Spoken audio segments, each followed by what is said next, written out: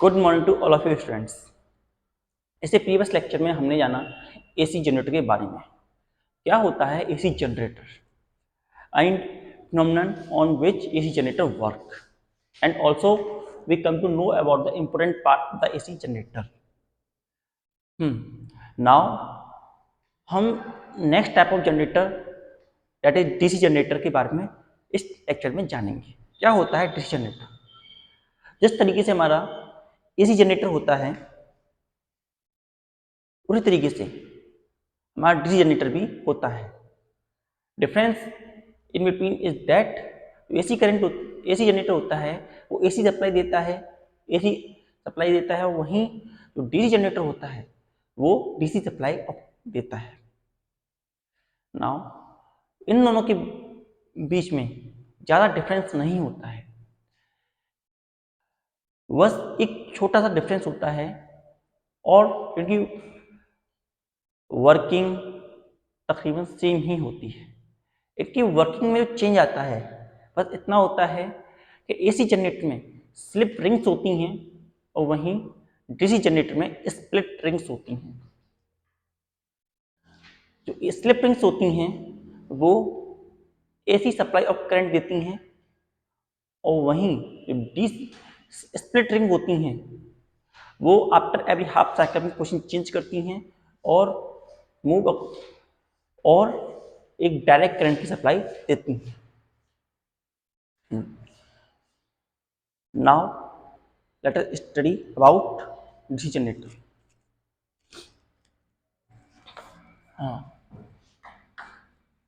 DC generator. DC generator.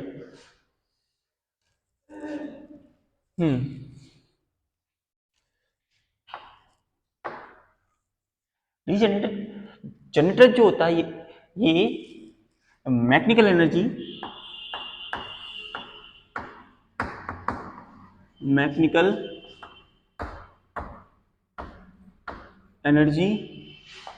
To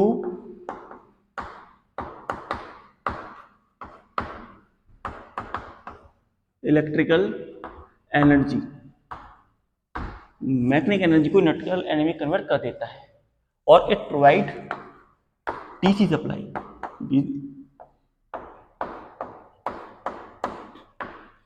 in the circuit इस circuit के अंदर डीसी सप्लाई प्रोवाइड करता है। It provide DC supply.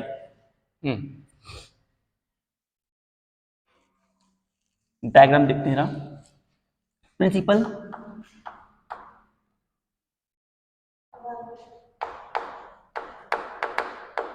Principal same है जैसा हमारा एसी जनरेटर का था। EMI that is electromagnetic induction.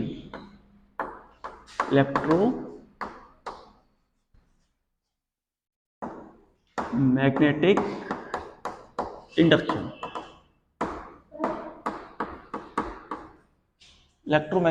Induction that is whenever flux linked with the coil changes there is an EMF induced within a coil.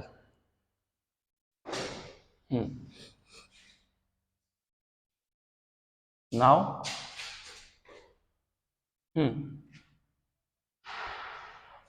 diagram and working.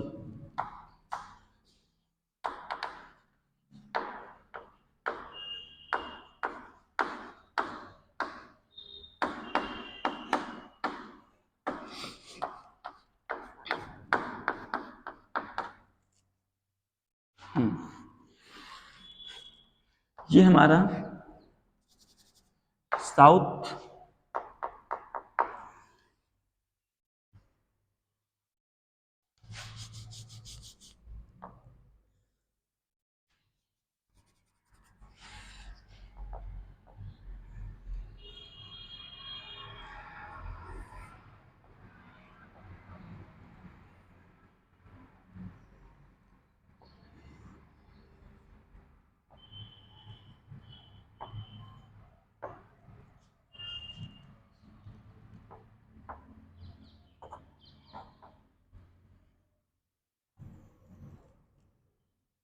It is north.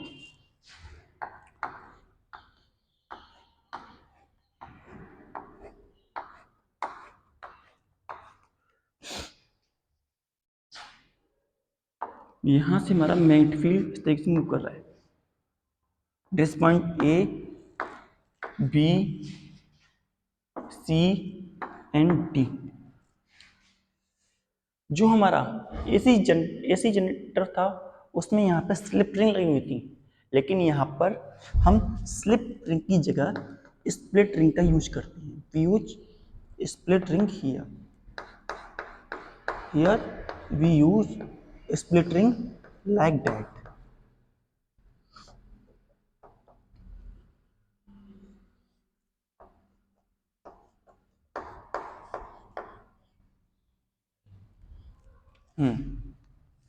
We use split ring like that.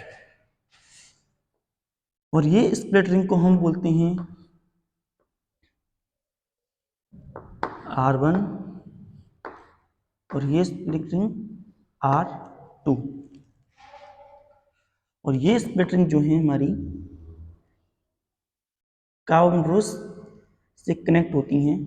Date carbon brushes B1 और that carbon brushes B2 and through this carbon brush, इन carbon brush की मदद से हम इन्हें circuit में अपने load या अप्लायंस से कनेक्ट करके रखते हैं।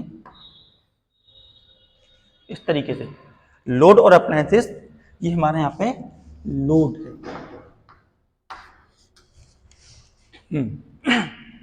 तो क्या होता है इसमें working in the first half cycle.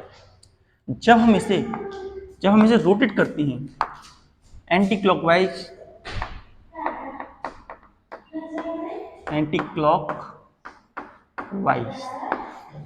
और क्लॉकवाइज जैसे रूट करना चाहें उसके अकॉर्डिंग, और by applying Fleming right hand rule, Fleming's right hand rule लगा करके जब इसकी डायरेक्शन पता करने की कोशिश करते हैं तो हमें पता चलता है हमने मोशन कराया, एबी का मोशन इनवर्ड कराया, हमने इनवर्ड मोशन कराया of the direction AB. As result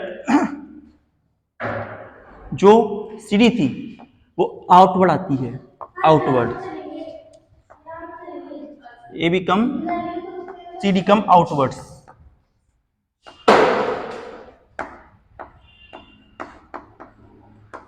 C D outward direction में आती है। इस तरीके से रोटेशन होने की ऐसे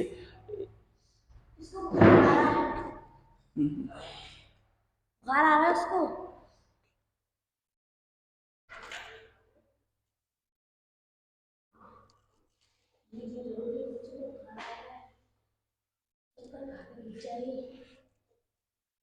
इस तरीके से रोटेट करने पर इसमें करंट प्रोड्यूस होता है, कॉइल के अंदर करंट प्रोड्यूस होता है, इस तरीके से करंट प्रोड्यूस होता है। और स्प्लिट रिंग के द्वारा सर्किट के अंदर ये करंट पहुंचता है by using split rings. Now after half cycle, जब ये 180 डिग्री रोटेट कर जाता है, when that coil rotated bye 180 degree in that condition, जो ए बी है वो सी डी की जगह पे चला जाता है और सी डी जो है वो ए बी की जगह पे आ जाता है। तो ऐसी कंडीशन में हम देखते हैं क्या होता है।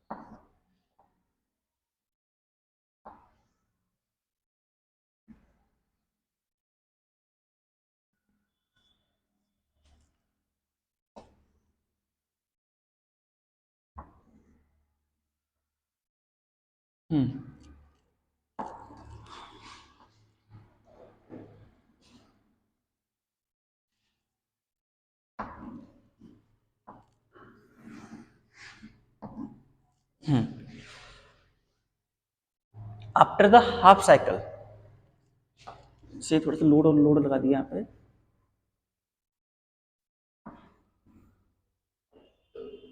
Load, it is the load. After half cycle जो CD था वो AB के पे आ गया और AB जो था वो CD के पे आ गया।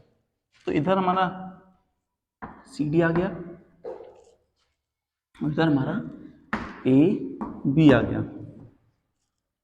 इन डॉक्टर डायरेक्शन में चेंज होने की वजह से और इस हाफ साइकिल के अंदर जो R1 जो था वो R2 की जगह पे आ गया और जो R2 था वो R1 की जगह पे आ गया। यहां पर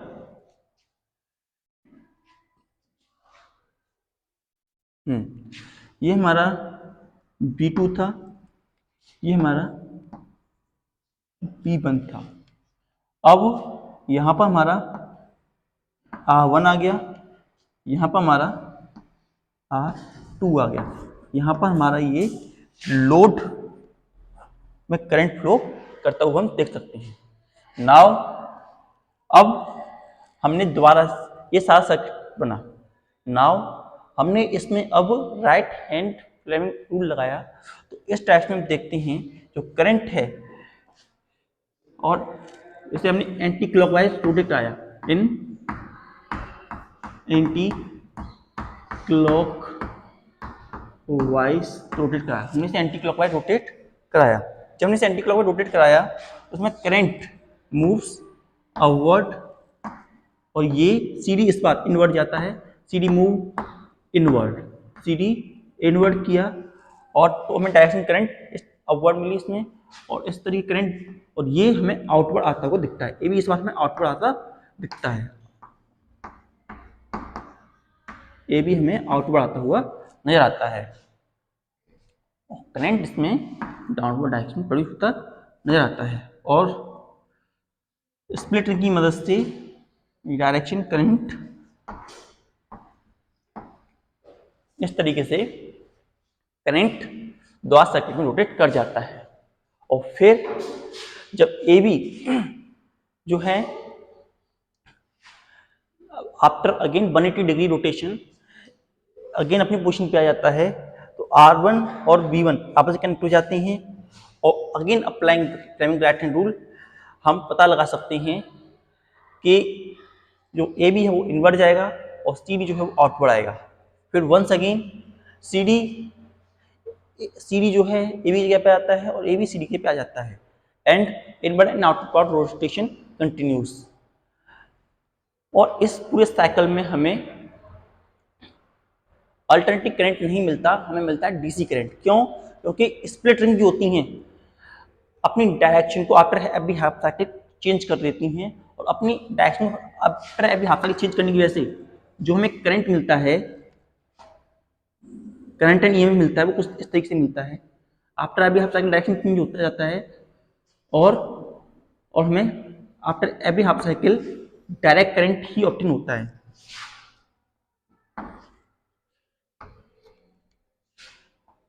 O ये Y ये X। After every half cycle जो हमें करंट मिलता है वो हमें डायरेक्ट करंट सप्लाई ही मिलती है।